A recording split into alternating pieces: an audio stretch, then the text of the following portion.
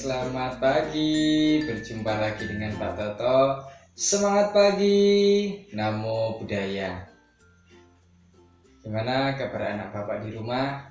Tentunya Bapak harapkan semua anak Bapak di rumah sehat-sehat selalu dan tetap semangat untuk belajar. Di video pembelajaran kali ini Bapak akan menjelaskan tentang muatan pelajaran ilmu pengetahuan sosial IPS. Tema 3, peduli terhadap makhluk hidup. Subtema 3, pemanfaatan sumber daya alam atau SDA. Itu kelas 4 SD. Oke, kita langsung saja bahas materinya bersama-sama. Pemanfaatan sumber daya alam. Sumber daya alam adalah segala sesuatu yang berasal dari alam yang dapat digunakan untuk memenuhi kebutuhan hidup manusia. Seperti keragaman jenis hewan dan tumbuhan atau hayati di sekitar kita adalah anugerah Tuhan Yang Maha Esa. Kita juga dapat memanfaatkan keragaman hewan dan tumbuhan seperti daun, buah, daging, dan kulit untuk memenuhi kebutuhan hidup seperti sandang, pangan, dan papan. Apa itu sandang? Sandang adalah pakaian yang kita pakai. Kemudian pangan adalah makanan. Dan papan adalah tempat tinggal atau rumah. Tidak hanya daun, buah, daging, dan kulit, tetapi limbah yang dihasilkan juga bisa dimanfaatkan. Salah satu contohnya yaitu daun kering dan kotoran hewan ternak bisa jadi untuk pembuatan pupuk.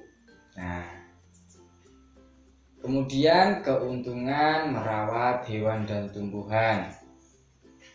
Yang pertama, pohon anggur yang dirawat akan menghasilkan buah anggur yang berkualitas yang dapat kita makan.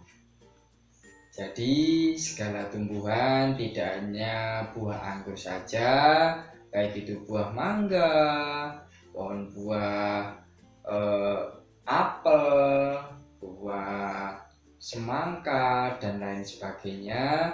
Jika dirawat, diberi pupuk yang cukup, diberi air yang cukup, nah hasilnya atau kualitasnya pasti buahnya akan bagus dan dapat kita makan.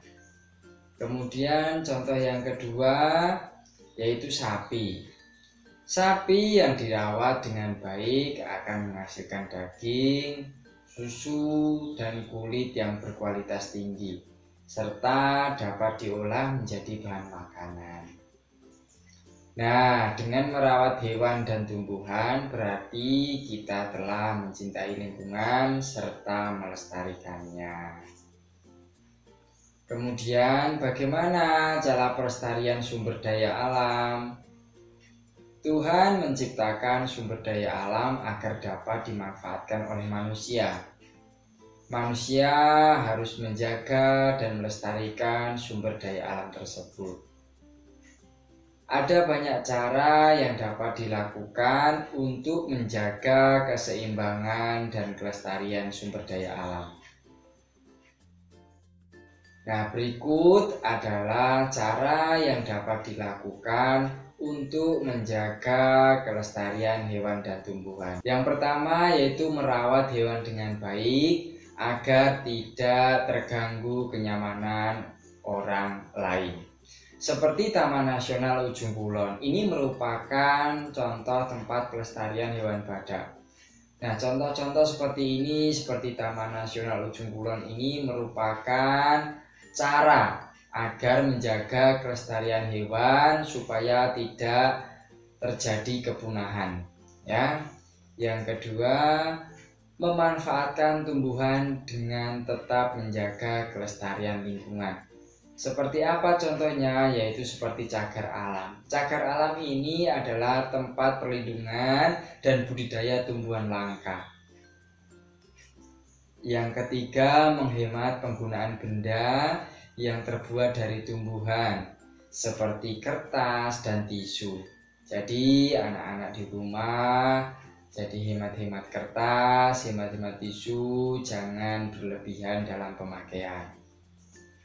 Yang keempat yaitu mengolah hewan dan tumbuhan dengan cara ramah lingkungan. Yang kelima, tidak mengganggu hewan liar dan peliharaan, serta tidak memetik tumbuhan untuk dijadikan mainan. Ini merupakan cara yang dapat dilakukan untuk menjaga kelestarian hewan dan tumbuhan. Kemudian selanjutnya contoh tindakan yang tidak menjaga kelestarian hewan dan lingkungan. Yang pertama yaitu berburu hewan langka. Yang kedua, penggundulan hutan. Yang ketiga, membuang sampah sembarangan. Yang keempat, memetik bunga untuk dijadikan mainan. Yang kelima, memakai tisu secara berlebihan. Dan yang keenam, menangkap ikan menggunakan bukat harimau. Ini merupakan contoh tindakan yang tidak menjaga kelestarian hewan dan tumbuhan. Jadi anak-anak jangan lakukan seperti contoh yang ini. Oke, mungkin itu saja yang bisa Bapak sampaikan tentang materi subtema 3, pemanfaatan sumber daya alam atau SDA. Semoga anak Bapak di rumah dapat mengerti dan dapat memahami tentang apa yang Bapak sampaikan. Terima kasih, semoga bermanfaat. Semangat pagi, namo buddhaya.